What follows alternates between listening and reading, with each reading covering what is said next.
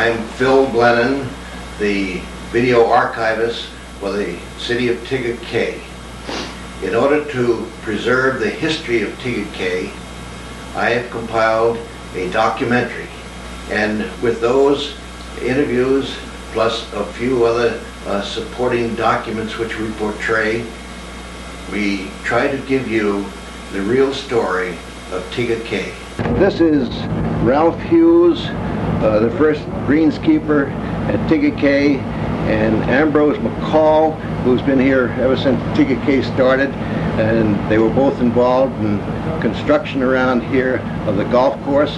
And Ambrose was working on the Kontiki at the same time the golf course was being built. There was a little competition going on there. But Ralph is going to, will you tell me something about when you came here and what were the circumstances? I got here on October 12, 1907, and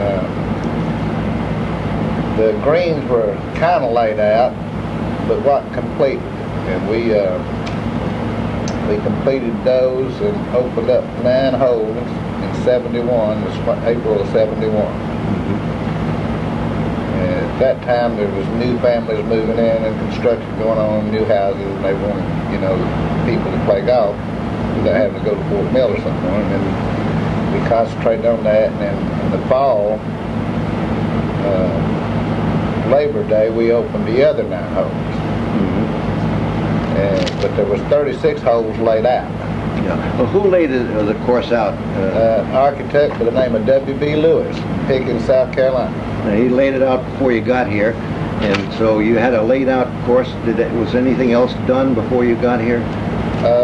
Basically, he had laid it out, and the fairways were roughed in, and the greens were, the topsoil and everything had been on the greens, had been put on the greens, and some of them had been seeded, but they had a lot of rain that year, and it washed a lot of that off, so we had to go back and redo most all of it. I understand you didn't have any sand traps there, right? There was no sand traps. We put those in 72. Yeah. So you worked on, and say again, when you opened up the second 9, you opened up the first 9 in the spring of what? In 1971, spring of 71. 71. And then how about the second 9? When did you open? That was in the fall of 71. Fall of 71. Yes.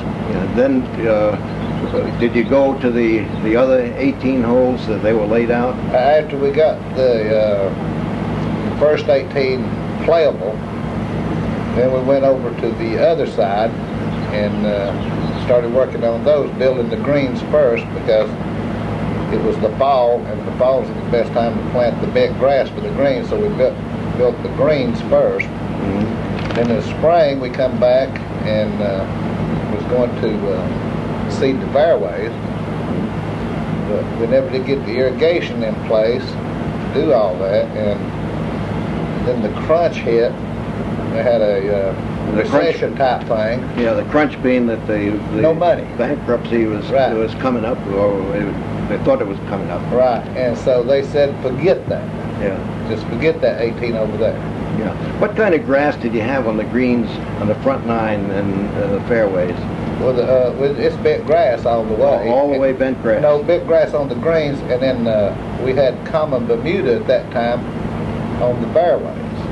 And then we had some rain problem where it had gullies washed in it, and so we come back with some fairways and put hybrid 419. Yeah. And how about the irrigation?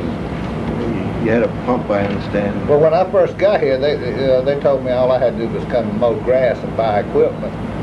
And the day I walked in, they had a little 2004 tractor with a little pump on the PTO trying to irrigate 36 holes of golf. And so you could get more out of a garden hose up here on number 9, what's now number 9, than you could out of that pumping station they had set up. So what'd you do about that? Well, we went first down at the end of what is now the driving range where they've got new construction, but we had a pump set up in there, and we put another pump over on the other side. This pump sealed it in, a lot of silt washed in. So we went under sand because we couldn't go out in the lake far enough. But over on what is hole number 5, it dropped straight off to about 25 foot there. So we put that pumping station in, and that one is the one that's still running. That's still running. That's the one that supplied all the water for all over. Right. Yeah. All over the golf course. Yeah.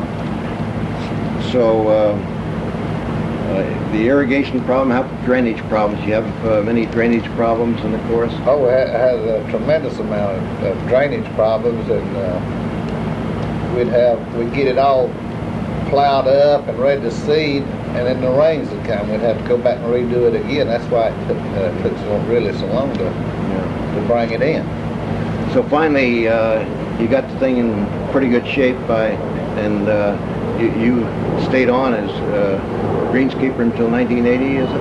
Yes, right here, 10 years. 10 years. And it was in good shape. You were happy with it when you left. Oh, yeah. Yeah. Do you have anything else you want to add, Ralph? I think you told a complete story of the building of the golf course, and I certainly appreciate it because I play on it all the time here, and it's tight, and the reason it's so tight is they made a mistake to start with. They should have built the golf course first and laid out the lots. Yeah. But what they did, they laid out the lots and then said, "Here's the land, go build a golf course." Yeah. So that's the reason is every place I've ever been, which I had built grandfather golf and country club, we built the course and then laid out the lots along the sideline. Yeah, you were up in Grandfather Mountain before you came here. Yeah, that's where I'm originally from, Grandfather Mountain, or Memphis, North Carolina. Yeah. This is Dean Sigmon, head golf pro at the Tega Cay Golf Club since 1985. Dean, would you tell me what the club has to offer in the way of golf today, and if you want to go on into the future? Sure. We have an 18-hole daily fee public golf course. It was built in the early 70s, and we have been public since 1982 when Tega Cay became a city. I was hired in 1985, and I've been here since and have really enjoyed working here with the people of Tega Cay and our guests. We have the capabilities to play approximately 40,000 rounds a year. To get to that number is pretty difficult right now because of the new golf courses that's opened in the last 5 to 10 years. We are currently playing around 30 to 32,000 rounds, so we'd like to have a little bit more. Our plans for the future at Tega Cay, we have a new 9 under construction right now, scheduled to open in the fall of this year. The architects are Clifton, Mazel and Clifton out of Florida, a very good golf architectural firm. After that new 9 is open and we're playing, we plan to close down one of the existing 9s and do a complete refurbished renovation from the green complexes to the fairways, replacing the common Bermuda with the hybrid 419 Bermuda and a new irrigation system. We most likely will reroute a couple of the existing holes, just change the layout, change the design. Number 10 will become a par 3. Our driving range and practice facilities will be pretty much where we're setting right now. Once the new clubhouse is built, this one will be demolished and will become our practice facility. Once the first of the original 9s is renovated, we plan the next winter to close the other 9 and do the same thing. So our goal in 3 years will have a brand new 9-hole golf course, 2 rebuilt, refurbished 9. So we'll have a 27-hole daily fee golf club. And some of the perks for living in Tega Cay, you get a greatly reduced rate. The residents will receive a couple of days head start on the ability to make tee times, and those are pretty good perks. Once we have 27 holes, we are looking somewhere in the mid-40s to 50,000 as far as our rounds go. So That's almost not quite doubling the traffic we have now, but our goal is to get to that point. I understand that in the past couple of years you went from semi-private to a public. That occurred, what, a couple of years ago? A year ago? That transition actually became official January 1st of this year, 1999. Yeah. In the meantime, in addition to looking forward to the new courses, you've been doing some refurbishing of the present courses. I know one of the things that you've done is to fix the golf paths, Yes. golf cart paths, excuse me. And there's several other things you've been doing around, I noticed. We're trying to, our goal is to get caught up from where we should be. A golf course cannot take years of neglect on capital expenditures like this golf club did from, say, 1988 to 1996. There is certain projects that need to be addressed every 2, 3, 4 years, from cart path renovation and repair to sand bunker, replacing the sand, fixing any things that go wrong if we have a drainage problem.